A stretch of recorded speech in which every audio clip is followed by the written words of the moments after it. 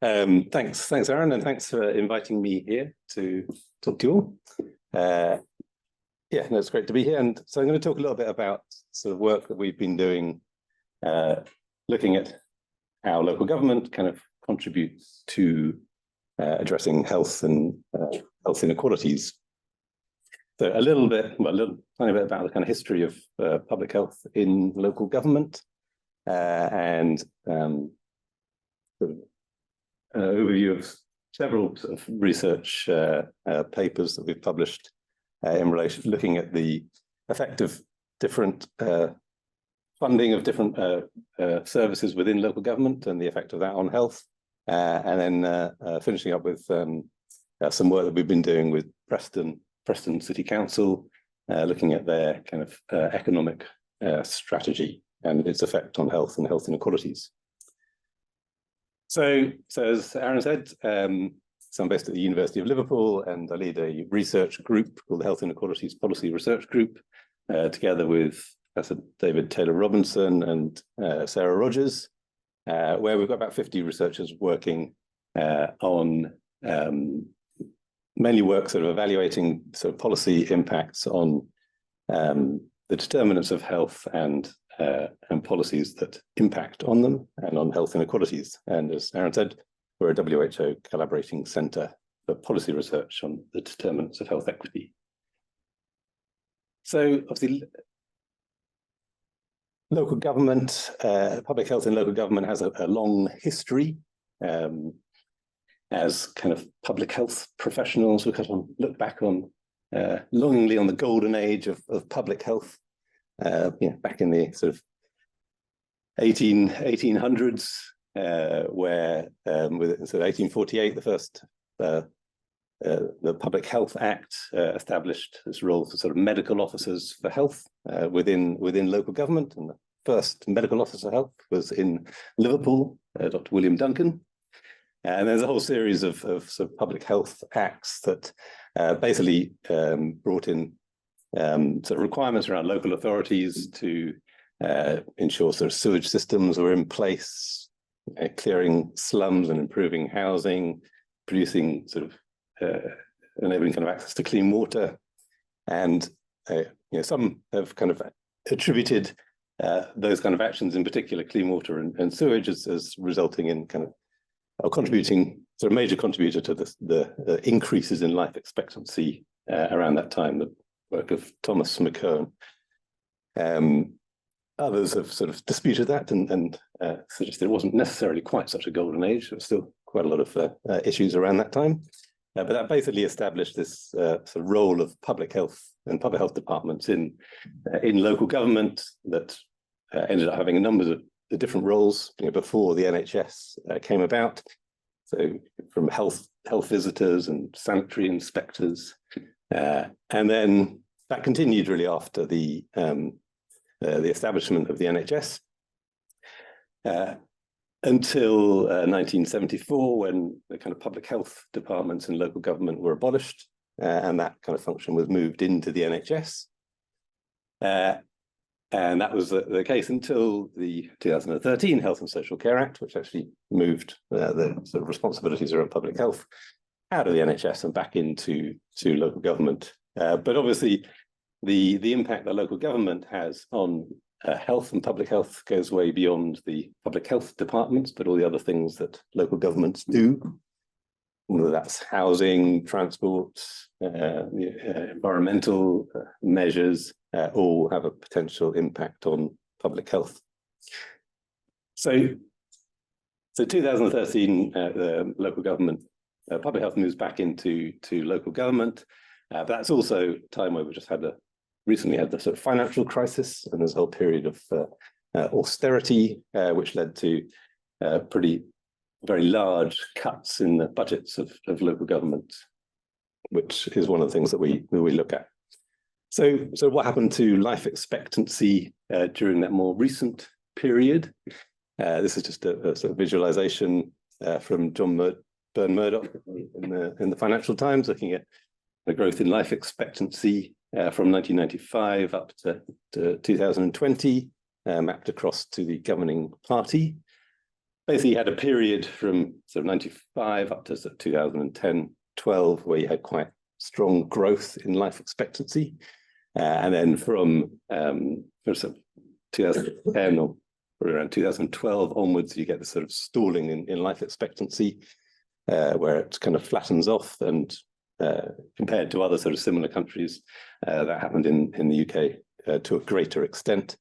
And lots of research has led to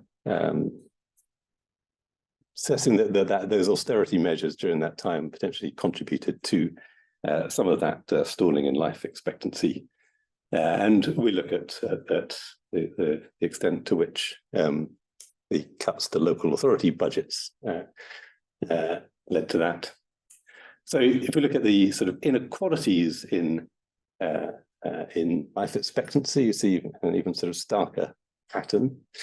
So this is just looking at the gap in life expectancy between the 20% poorest local authorities and the rest of England. So you see for men and women, and you see basically going back from the 1980s up to 2021. And you see during the 1980s was a period of increasing inequality in terms of income, but you also see it was increasing inequalities in terms of health. So that gap between the poorest areas and the rest of the country widened up until the sort of late 1990s. And then during that period, from the sort of 1990s up to 2010, 12, you see that gap narrow, particularly for men, but also for women. And then since then, you've seen that gap widening again, particularly in the more recent periods, or that gap starts widening before the pandemic. But obviously, we've got 1 year of the pandemic data there, which also increases that divide. So lots of large cuts in public spending related to that period of austerity. The two areas of public spending that are particularly cut was sort of welfare budget and also the local government budget. So the extent to which different local government services were cut varied to quite a large extent.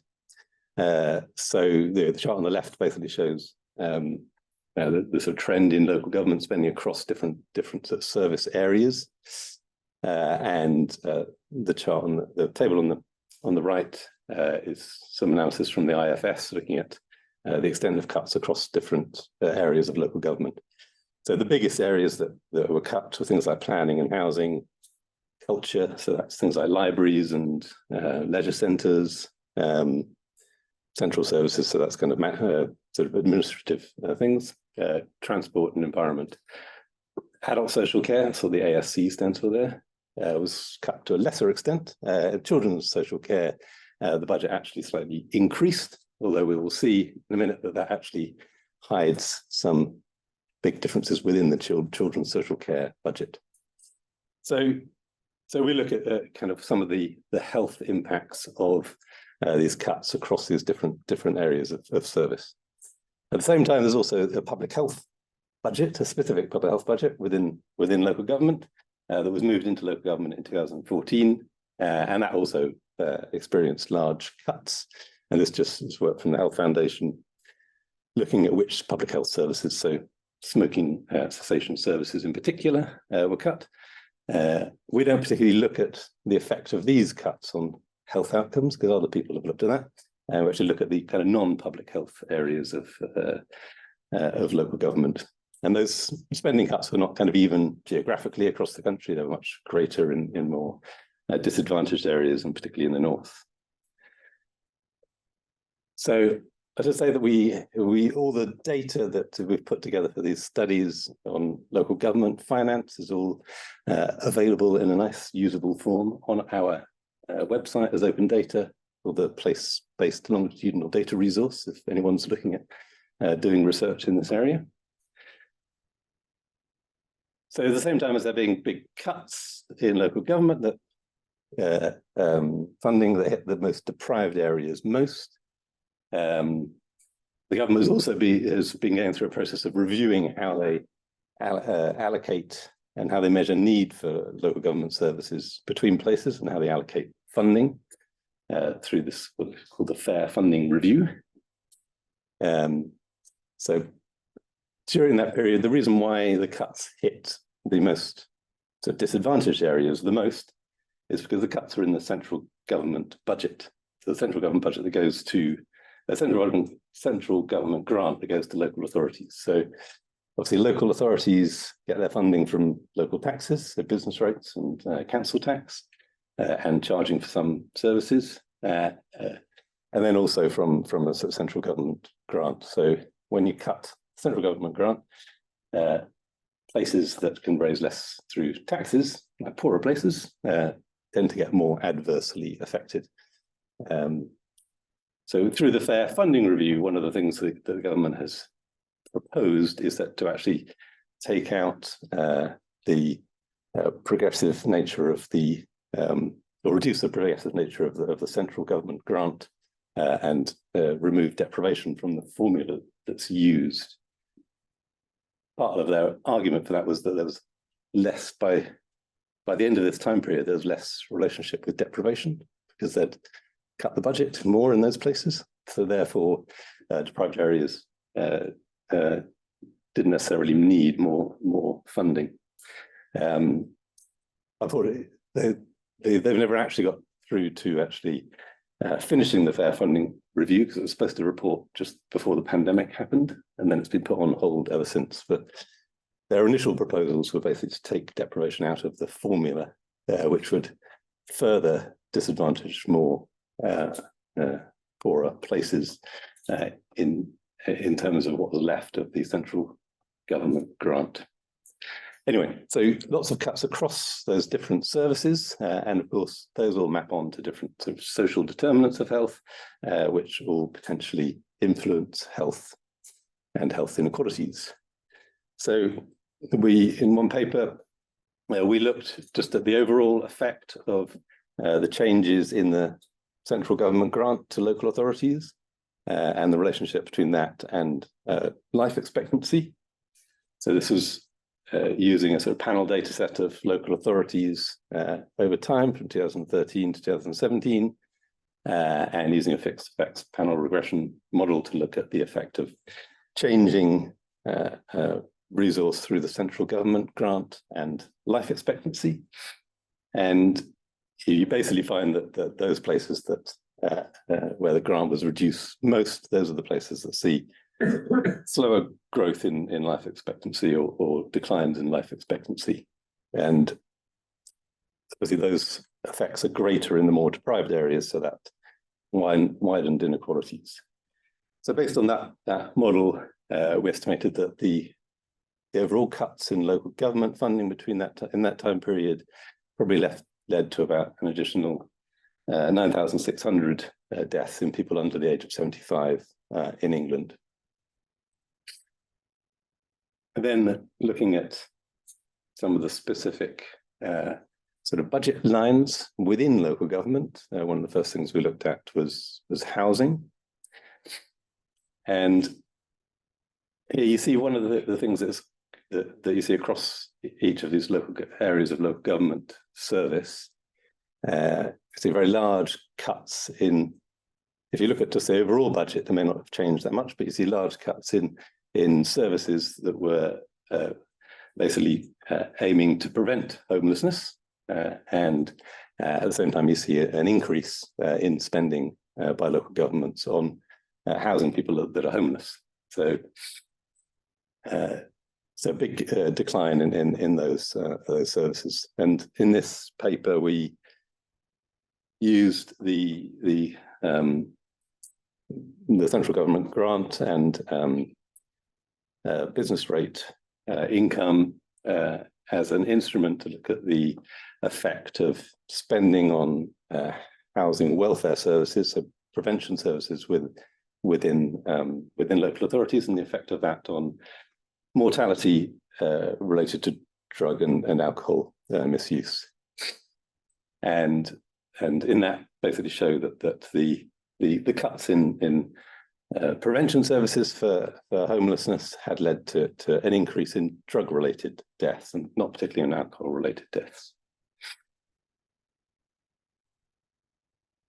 And similarly, when you look at children's services, so the chart on the right shows because the change in spending between 2010 and 2018 in different areas around within the children's social services. And so overall, we saw an increase in spend on children's social services. That's largely due to a large increase in spending on children looked after, so children being taken into care. See big increases in children being taken to care, and safeguarding and family support. So that's all kind of the acute end of addressing children that are really at risk. And at the same time, you see a reduction in spending on kind of prevention services like Sure Start and early years and youth services, basically. And the reason why that happens is because those safeguarding services, and similarly with the homeless service, are statutory responsibilities for local government. So they have to basically deal with that demand. The prevention services are discretionary, so they're the ones that can be cut when budgets are tight.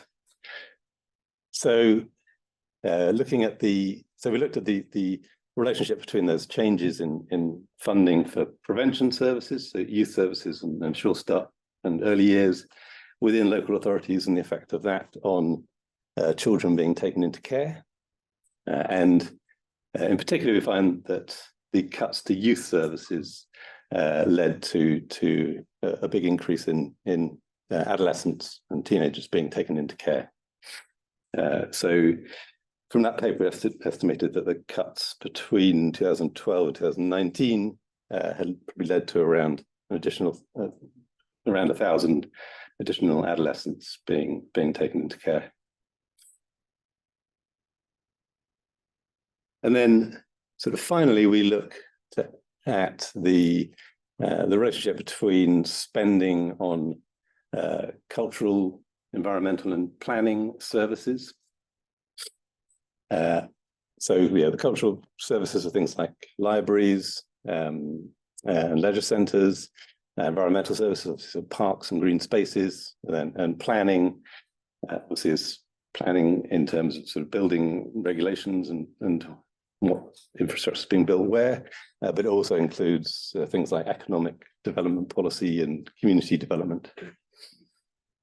And this paper looked at the change in spending in those areas and compared what happened in England compared to Scotland and Wales in relation to sort of levels of deprivation within those places.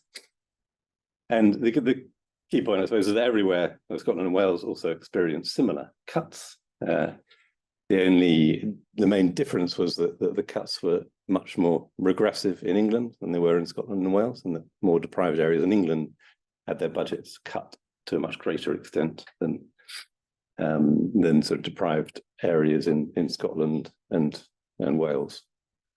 And then this paper that one of my PhD students has just recently published looks at the effect of that on a number of mental health and well-being outcomes, using a similar methods to the other studies, looking at kind of sort of a panel of data at the local authority level and the kind of fixed effects panel regression model. And she looks at three outcomes. So one is the small area mental health index, which is a measure that we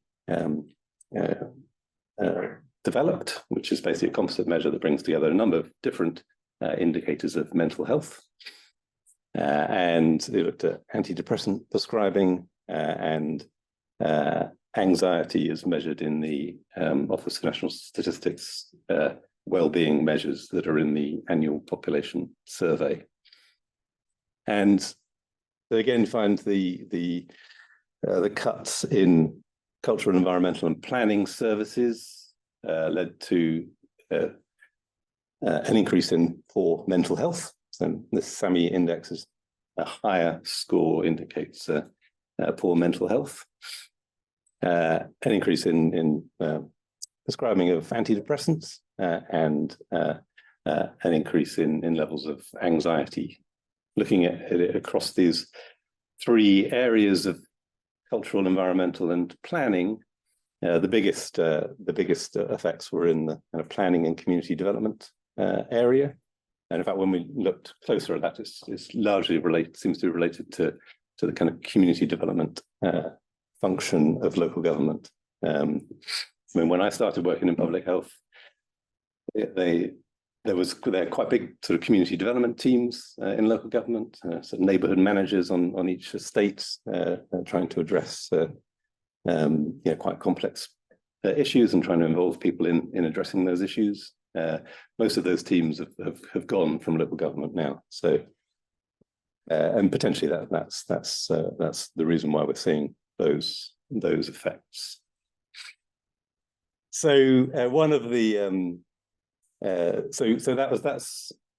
the research we've been doing, looking at the effect of those kind of non-public health areas of local government. Other people have looked specifically at the impact on health outcomes and mortality, in particular, of the public health grant. And this is a paper by Steve Martin, James Lomas, and Carl Claxton at York, where they use a sort of instrumental variable approach, similar to what's been used with sort of NHS, looking at similar things in NHS funding previously, and basically estimate the impact of spending on the public health grant on health outcomes, and they convert that into a sort of quality adjusted life year measurement, and basically come up with a sort of each additional quality costs about 3,800 through the local public health budget, which is, they also compare that to the same measure with sort of core NHS spend, and show that it's about half the price basically for a QALY, I think, compared to the NHS through the public health budget. But obviously, the implication of that is that the cuts in the public health budget have also led to increases in mortality than would have otherwise been the case. So across those studies, we see kind of multiple health impacts of local government funding. So, sometimes you don't know what you've got till it's gone, but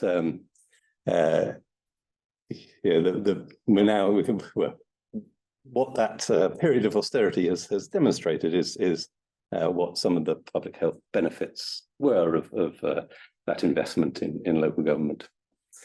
So you see overall effects on mortality, increase in drug-related deaths due to sort of cuts in housing support services, cuts in children's service, youth services, leading to sort of increase in children taken into care, the cuts in Sure Start. There's another study which I haven't looked at here that also shows that led to sort of an increase in childhood obesity, and work from the IFS has also shown that the cuts in Sure Start led to an increase in admissions in children.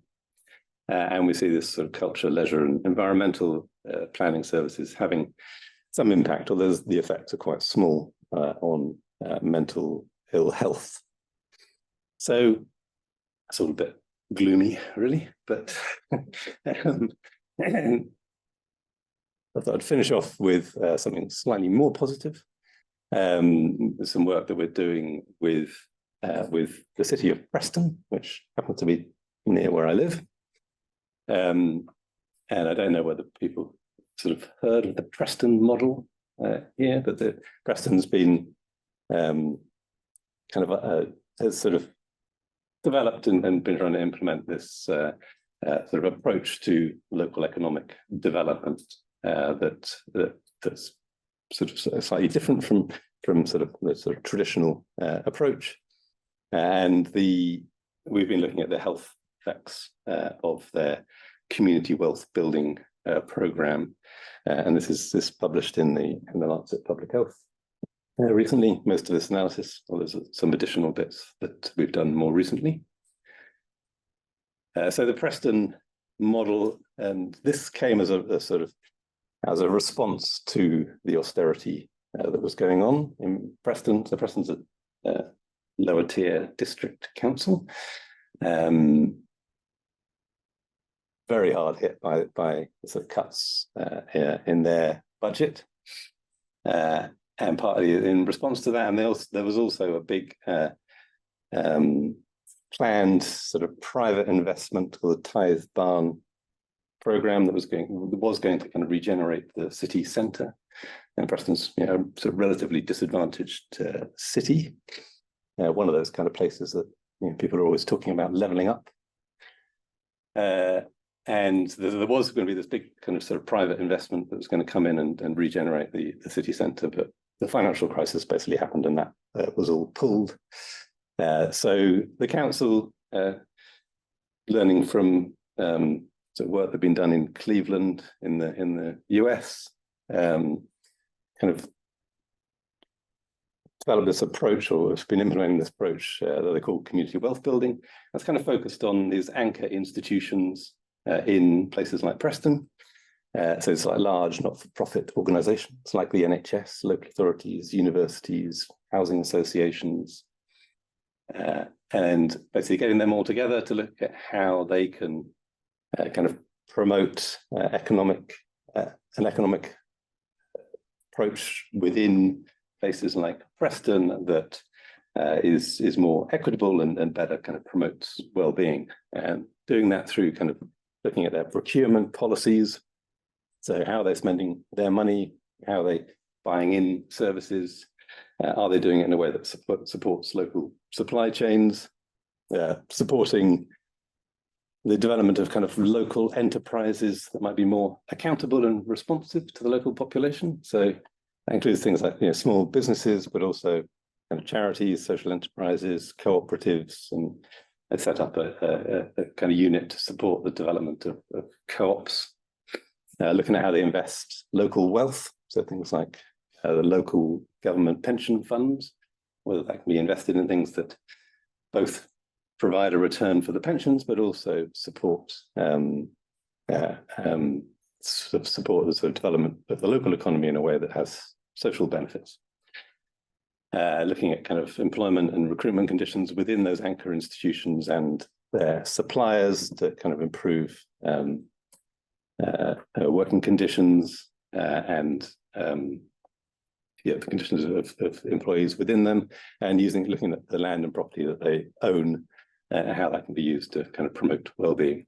So this work in Preston sort of started in 2013, where the City Council and the anchor institutions of Preston were working with the Centre for Local Economic Strategies, which is a think tank in Manchester, and they basically kind of audited the kind of procurement policies of those anchor institutions and looked at how they could change them to increase the sort of investment within the local economy. And then they kind of re-audited those organisations in 2017, and they determined that process of sort of reviewing their procurement policies had led to an additional kind of 200 million being spent in the local economy, so Preston and wider economic area, than that had been the case in 2013. They also had a big sort of campaign around getting those anchor institutions and their suppliers to introduce kind of living wage policies, and Preston was the first council in the north to introduce a living wage policy. And there was some indication that had led to some sort of economic improvements in some indicators, but we looked at whether those improvements were really specific to Preston compared to other similar areas. And we look at kind of a number of sort of economic outcomes, looking at whether the spend from the council, whether it really is more local compared to other councils. Look at the growth in the sort of non-profit sector in Preston, change in employment rates and wages, and then look at whether that kind of leads to improvements in mental health and well-being outcomes. So again, we use this small area mental health index and some of the components of that, diagnosis with depression and antidepressant prescribing, mental health related hospital attendances, and life satisfaction as reported in the ONS annual population survey. And the sort of methods to use for that is some of those outcomes are available at a lower super output area level, so small neighborhoods, and some just at a local authority level. We use kind of two approaches. One is to match the areas in Preston to kind of similar areas, and the other is to use like a synthetic control. So we're basically weighting the the areas outside Preston to make them similar to Preston, and then using kind of difference and differences analysis to look at the impact of the period after 2015, when the community wealth building program was introduced, and how Preston kind of differs to other areas. So this is just looking at the proportion of the local authorities' spend that's retained locally in Preston. Unfortunately, we didn't have data available for that kind of before the community wealth building came about, so we can't do that kind of analysis. And it was just really complicated getting this data.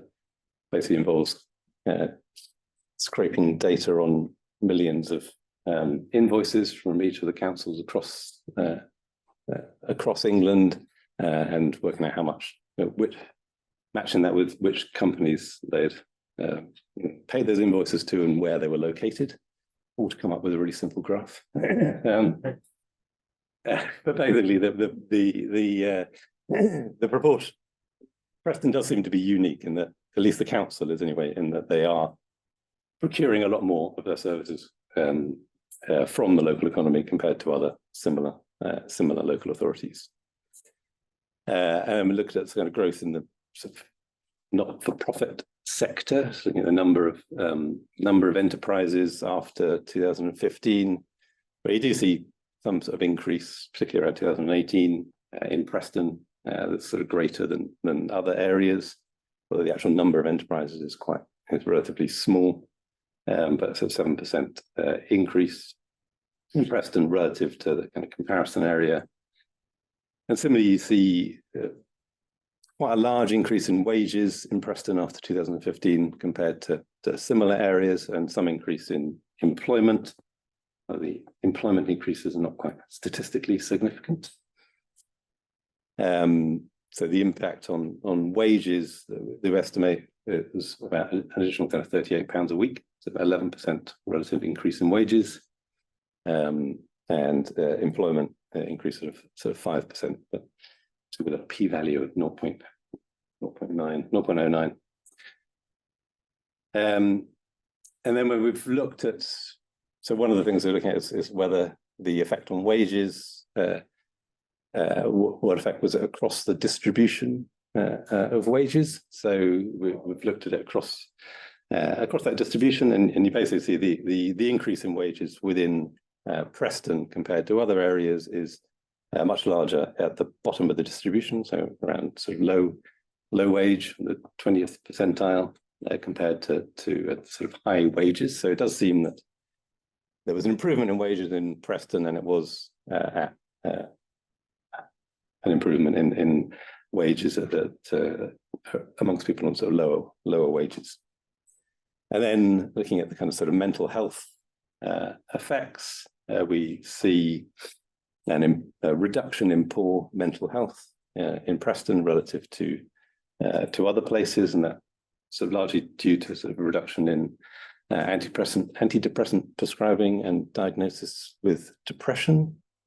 We don't see any effect on hospital admissions for mental health related problems, and so the effect on kind of depression diagnosis is about the equivalent of sort of 600 fewer people diagnosed with depression in Preston than would have otherwise been the case without those changes. And you also see there's an improvement in people reporting life satisfaction after the intervention period. So that brings things almost to the end. So you see in Preston, that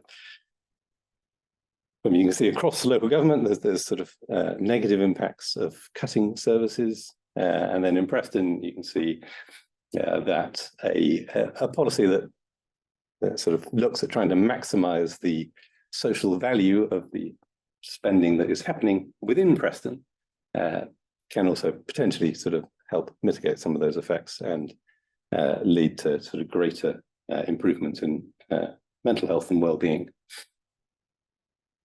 So, I mean, in terms of the sort of implications of all of this, and we've done other work looking at sort of similar issues in the way the NHS allocates resources between places. So what it means really in terms of strategies to try and address health inequalities and level up, as we like to hear a lot about, is that it really matters how those resources are distributed between places. And as well as the overall budget and the overall amount of spending, and getting better, having better policies to sort of proportionally distribute those resources in relation to need, and in particular in relation to need as measured by kind of poor health, is likely to be really important. And the other thing is that the processes at the moment and the policies at the moment that determine how much money goes to each place are just ridiculously complicated. There's hundreds of different formula, and the number of grants that each local government has. So there's about 200 grants they have to get. So they have this main kind of central government grant, but there's just hundreds of others, and they've all got different criteria. And we've seen it with the kind of levelling up funding that's gone out. The complexity of it also makes it easier to manipulate for sort of political reasons. But then, so getting the policies right to how those resources get to places is one thing. I think there's lots of issues around how the kind of flexibility that local governments have and other kind of local stakeholders around how those resources are used. There's often this tension between redistribution between places and devolution in terms of who has sort of responsibility. There's a tendency for things that are controlled by central government come with lots of strings attached, and it reduces the flexibility of local governments to use them. And then once you've got the resources to the right places, there's both using that in a way that best delivers equity of outcomes through the provision of services, but also thinking about how that influences the local economy and how you can maximize that to produce the social value from that investment. Thank you very much.